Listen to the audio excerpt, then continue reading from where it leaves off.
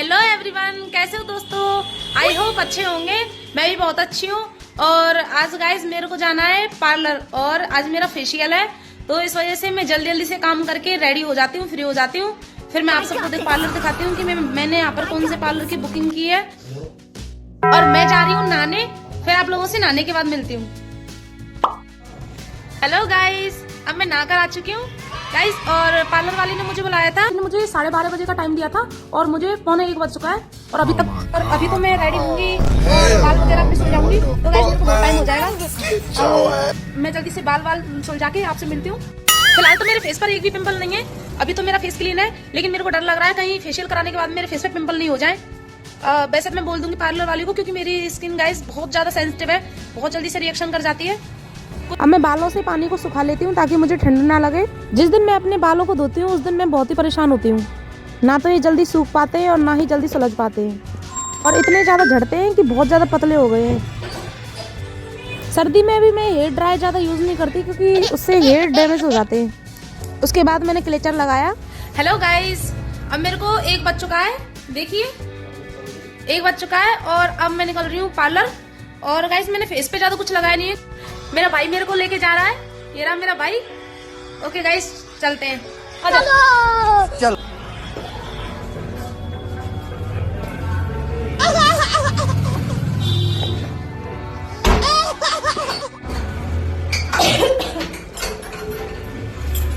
अब मेरे को पता नहीं है कुछ मेरे को लेके जाना कि नहीं लेके जाना, मैं ऐसे जा रही हूँ।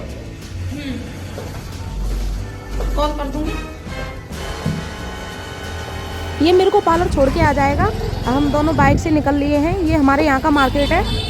पार्लर बस मेरे घर से थोड़ी ही दूर है, 5 मिनट की दूरी पर है।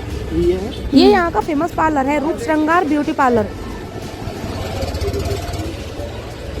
ये मैं पार्लर आ चुकी हूँ। यहाँ पर पहले से काफ़ी सारी ब्राइड का फेशियल चल रहा है। सो गाइस मेरे को वेट करना पड़ा और मैं बैठे बैठे वीडियो रिकॉर्ड करने लग गई। मुझे काफ़ी टाइम वेट करना पड़ा और बैठे बैठे भूख भी लग चुकी थी, बट मैंने सोचा हुआ था ज़्यादा टाइम गोलगप्पे खा के जाऊँगी। मेरा भाई मेरे को बाहर से ही छोड़ के चला गया है, और फिर जब मेरा फेशियल फिनिश हो जाएगा तो मैं उसको फ़ोन करके बुला लूँगी। मैं बैठे बैठे बोर हो रही थी, इसलिए मैं अपनी वीडियोज़ वगैरह बनाने लग गई। फिर मुझे चेंज करने के लिए गाउन मिली, उसके बाद मैं चेंज करके आई। मेरा भी फेशियल का नंबर आ चुका था, बट मुझे मन ही मन में बहुत ज़्यादा डर लग रहा था, क्योंकि इसके बाद डेफिनेटली मेरे फेस पर पिंपल होने वाले हैं। ऐसे जलन सी हो रही थी फेस पर इसको लगाने के बाद में। फेशियल होने के बाद मैंने अपने भाई को कॉल किया और वो मुझे लेने आ गया। फिर हम लोग यहाँ पर गोलगप्पे खाने आए, क्योंकि ऐसा हो नहीं सकता मैं मार्केट आऊँ और गोलगप्पे ना खाऊं, क्योंकि मुझे बहुत ज़ोरों से भूख लगी हुई थी। फिर हम दोनों भाई बहनों ने गोलगप्पे खाए।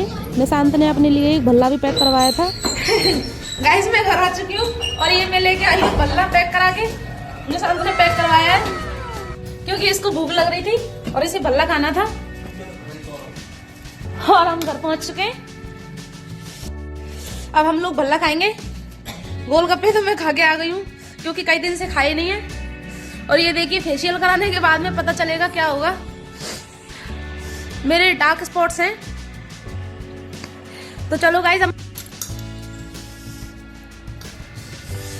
आप लोग भी खा लीजिए भल्ला। वैसे मेरे को मना किया हुआ है ऑयली वगैरह खाने का, लेकिन ये ठीक है, थोड़ा सा ही खाऊंगी। लो छोटी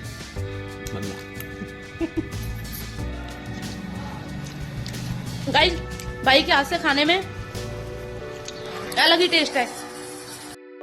और अब हो चुकी है रात, हमें करना था हमारी गाड़ी का पूजन। तो हम 5 लोगों ने मिलकर हमारी गाड़ी का पूजन किया। ये गाड़ी मेरे भाई को शादी में मिली थी। मैं, मम्मी, मेरा छोटा भाई और मेरे भाई के 2 दोस्त, हम 5 लोग थे। निशांत ने गाड़ी को सबसे पहले माला पहनाई, उसके बाद में गाड़ी पर बैठ गया हीरो बन के। गाइस हमारे यहाँ पर कोई पड़ोसी नहीं है जो हम किसी को बुलाएं, इसलिए हमें अकेले में ही गाड़ी का पूजन करना पड़ा। और मुझे तो आता ही नहीं है कि पूजन कैसे करते हैं। मैं तो बस वीडियो के लिए थाली पकड़ के खड़ी हो गई थी।